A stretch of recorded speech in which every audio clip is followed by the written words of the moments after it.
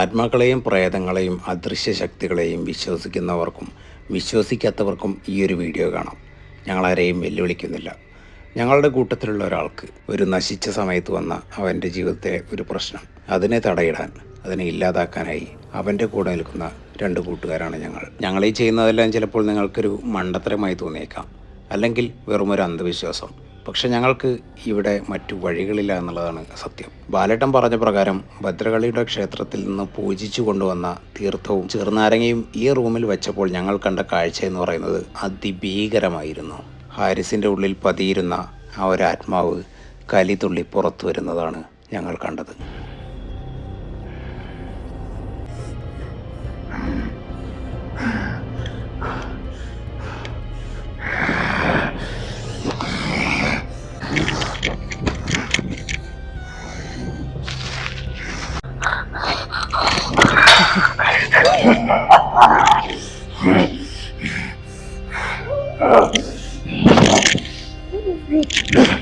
നമ്മൾ ബാലേട്ടൻ പറഞ്ഞ പ്രകാരം ബാലേട്ടൻ അടുത്തല്ല ആ ഭദ്രകാളി ക്ഷേത്രം നമ്മൾ അത്ര അടുത്തൊന്നുമല്ല കേട്ടോ. അപ്പം അത്രയും ദൂരം മൂപ്പര് അത്രയും കഷ്ടപ്പെട്ട് നമുക്ക് വേണ്ടിയിട്ട് ഏകദേശം ഒരു 3-4 മണിക്കൂർ കൊണ്ട് ആ ഒരു സമയത്ത് തന്നെ പോയി വന്നു. അതായത് ഇന്നലെ മൂപ്പര് അവിടുന്ന് കട അടച്ചിട്ട് പോയിട്ട് ഞങ്ങൾക്ക് നാരങ്ങ ഇതാണ് കേട്ടോ കാണിച്ചു കൊടുക്ക്.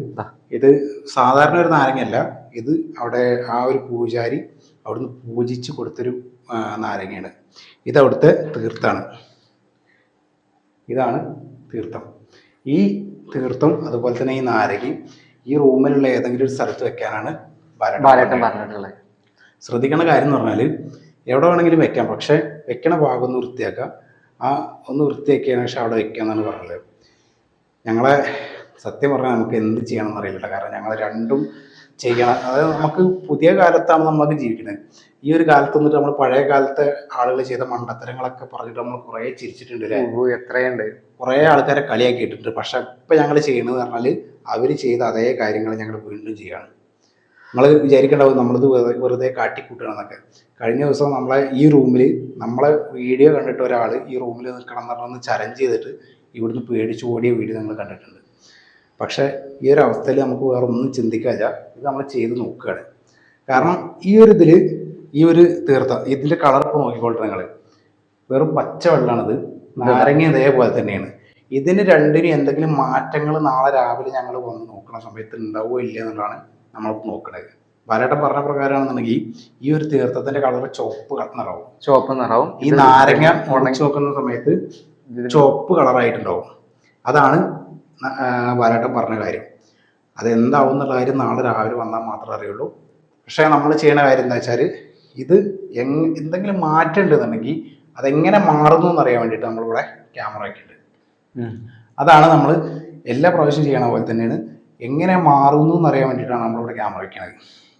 ഇത് രണ്ടും സത്യം പറഞ്ഞാൽ ഞങ്ങൾക്ക് നല്ല ടെൻഷൻ കിട്ടും. അതുകൊണ്ടാണ് ഞങ്ങളിങ്ങനെ ഒരു കിതക്കണേ. ഇതിവിടെ വെച്ചിട്ട് നാളെ രാവിലെ ഞങ്ങൾ വന്ന് നോക്കുകയാണ്. മറ്റൊരു പ്രധാന കാര്യം എന്ന് പറഞ്ഞാൽ ആരിസ് ഞങ്ങളെ കൂടെ ഇല്ല.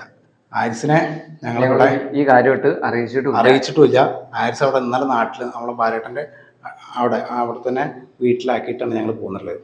അതുകൊണ്ട് ഞങ്ങൾക്കൊരു ധൈര്യം എന്താ വെച്ചാൽ ആരിസ് എന്തായാലും ഇവിടെ വന്നിട്ട് ചെയ്യില്ല എന്നുള്ളൊരു വിശ്വാസം നമുക്കുണ്ട്. ഞങ്ങളിപ്പോൾ ഇത് ഇവിടെ വെക്കുകയാണ്.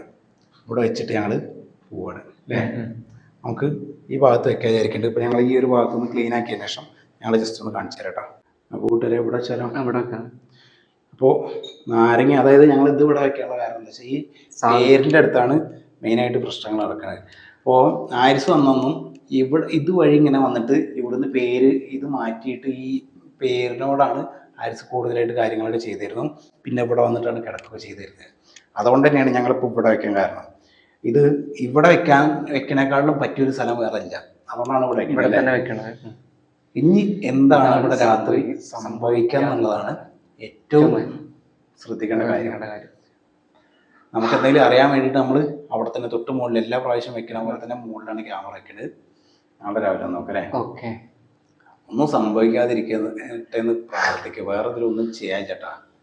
നാളെ രാവിലെ കാണാം. ബാലേട്ടൻ പറഞ്ഞത് എന്താവും ഇല്ല എന്നുള്ളതൊക്കെ അല്ലേ, എന്ത് സംഭവിക്കും. കാരണം ഈ ഇത് ചുവപ്പ് നിറവും അതുപോലെ തന്നെ നാരങ്ങ നോക്കിയപ്പോൾ ചുവപ്പ് നിറം ആയിട്ടുണ്ടെന്നുണ്ടെങ്കിലാണ് ഏറ്റവും ബുദ്ധിമുട്ടുള്ളത്.